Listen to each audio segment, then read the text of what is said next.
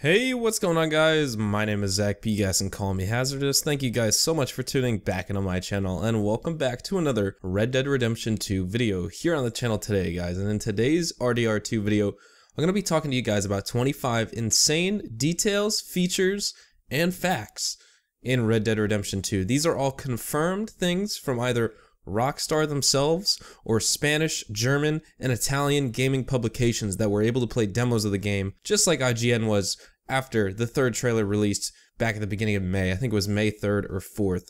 And so in this video, some of these facts, features, and details you guys may have heard in some of my previous Red Dead Redemption 2 videos, which, by the way, if you guys want to watch any of those, and if you're new to the channel, I recommend subscribing if you guys are new, and dropping a like if you guys found this information helpful. But if you guys want to check out my playlist for Red Dead Redemption 2 and RDR2 videos, feel free to go down in the description and check it out. It's a really cool playlist, and I know you guys will be able to enjoy all the details, features, and facts, and other news, information, and leaks, and speculation as well that I upload here on the channel. So without further ado, let's get it started. So first, we're going to start off with some German publication GamePro.de facts. The first one is that new people will join the game as the story progresses, and players cannot recruit new members freely in the game world, as that will not lead to bonding with your fellow gang members, which ROCKSTAR does want to encourage. So that's interesting. I guess we can't just recruit people freely. It is going to be determined by ROCKSTAR about who you can recruit into the game and things like that.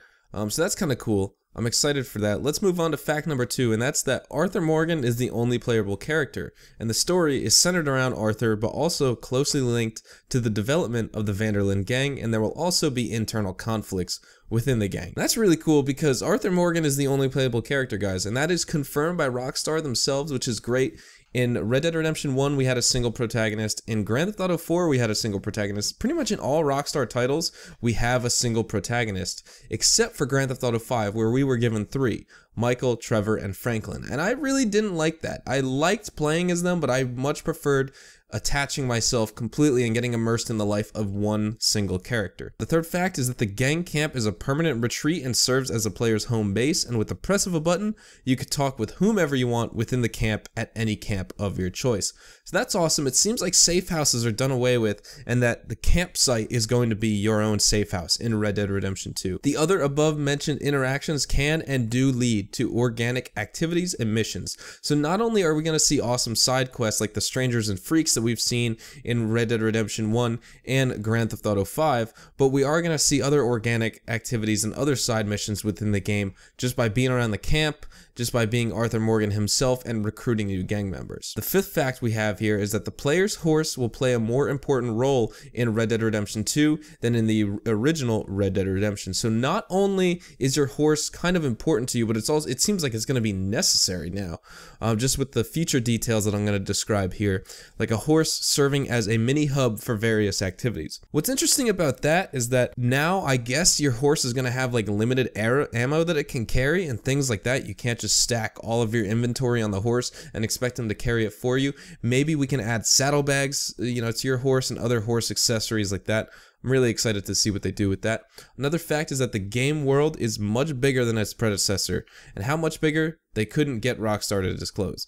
So that's interesting, because if this game world is the biggest or much bigger than its predecessor, I wonder how big that is going to be compared to Grand Theft Auto 5 and the original Red Dead Redemption. I'm not sure, like they said, they didn't say how much bigger it would be, but just that it would be bigger. In the New Hanover area, people mainly live off livestock. I'm not really sure where the New Hanover area is. I can refer to the leaked map, and maybe I'll put an image on screen, but it seems as though people there are going to live off livestock, which is kind of cool.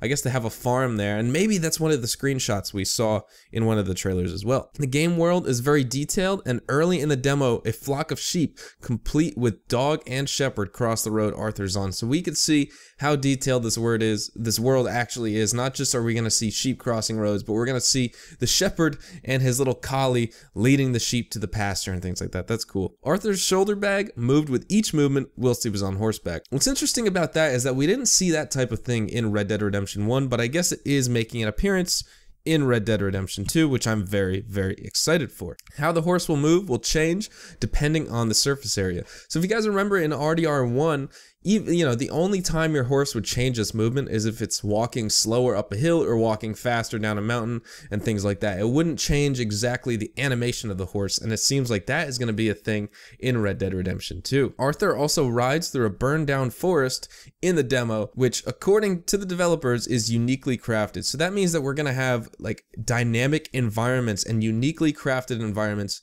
in Red Dead Redemption 2.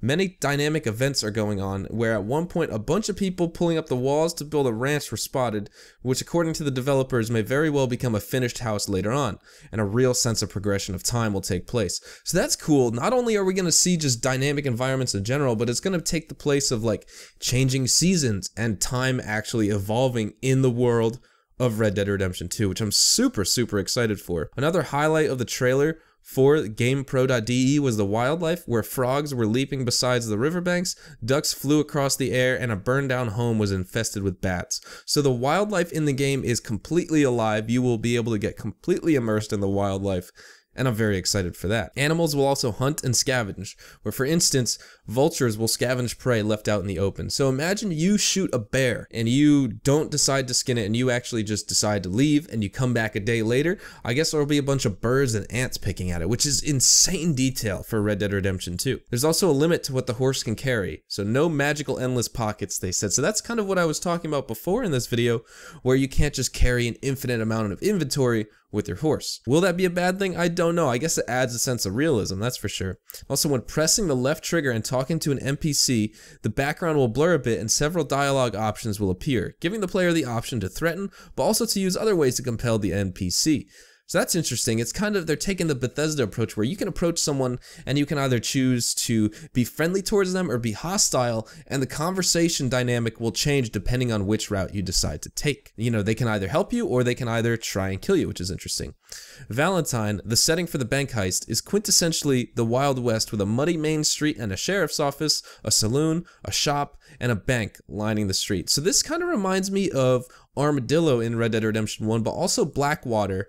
Even though that had cobblestone streets, they had a bank, they had the sheriff's office, and they had the saloon, they had shops and things like that. They just did not have the muddy street in, unlike what Armadillo had, where it was more just dust. So I guess Valentine is going to be very similar to, if you guys have seen Deadwood as the HBO show. It's fantastic. I recommend you guys watch it. It's better than Westworld in my opinion, but it seems like Valentine's going to be similar to that. Weapons can be upgraded, which is great, because maybe what we can do is, if we have a double barrel shotgun, we can actually upgrade it to a sawed off shotgun by physically sawing off the barrel, which would be super cool in my opinion. You can also whistle to attract or distract animals and people. So I guess you can attract your horse with the whistle. You can also attract prey, and you can also attract people if you whistle at them, either in Valentine, like the muddy street or something like that. Also, the whole gameplay presentation contained no cutscenes because Rockstar was in control the whole time, and it felt very cinematic and narrative driven nonetheless. So what's good about this is that even though these demo teams saw no cutscenes, the game still felt like a movie. It felt very cinematic, and the narrative was the focus of these demos and Let's Plays, which is great. That's fantastic. That's what I want to see about this game. Another fact and detail is that there's a kill cam highlighting great kills in slow motion. What's cool about that is that, you know, it's kind of like Deadeye. If you get a headshot, or kind of from Sniper Elite 3 and 2 and 1, if you get a headshot, it'll replay the kill in slow motion where the bullet goes flying through the guy's head. It's really cool. I hope they implement something like that into Red Dead Redemption 2. You can, even without Deadeye, shoot a whole magazine in a few seconds, which is a new gameplay mechanic. I remember Rob Nelson talking about this, and I also mentioned this in my video a few days ago, where Rob Nelson is trying to make the game, and just Rockstar in general are trying to make the game as realistic as possible. And I think that's what he means, is that you could probably shoot the gun really fast, but the reloading times will be accurate towards real life. They just won't be a one-to-one match, because as he said, that would just be annoying for players. One of the last facts, we have 3 more facts, and one of them is that the gunplay feels more mature and forceful in comparison to previous Rockstar titles. That's kind of what I meant from the previous statement that I was saying here. The gunplay is definitely more mature, forceful, and realistic in comparison to the previous Rockstar titles. The second to last fact I want to share with you guys today is that sheriffs talk to you randomly if they suspect you will cause trouble and ask you to be a law-abiding citizen for them in their town. So that's interesting. If they see you come into town with a bunch of weapons strapped to your back and you have your bandana on and you have your 2 pistols that you're just walking through town, I'm sure the cops are going to give you a hard time. The sheriffs will talk to you, and that's a really neat feature in Red Dead Redemption 2.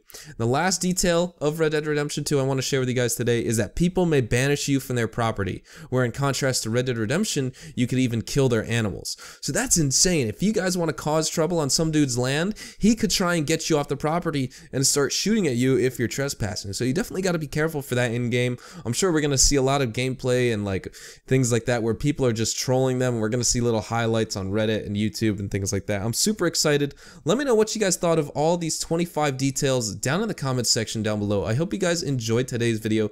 Like I said, if you guys found the information helpful, consider dropping a like, as that helps me out a lot. And also, if you guys are new, feel free to subscribe. Thank you guys so much for tuning into this Red Dead Redemption 2 video. We're going to be talking about more side quests and activities later on the channel, and just more Red Dead Redemption 2 information, news, leaks, and speculation, and more. So thank you guys so much for watching. I hope you guys have a fantastic day, and I will see you guys in the next Red Dead Redemption 2 video.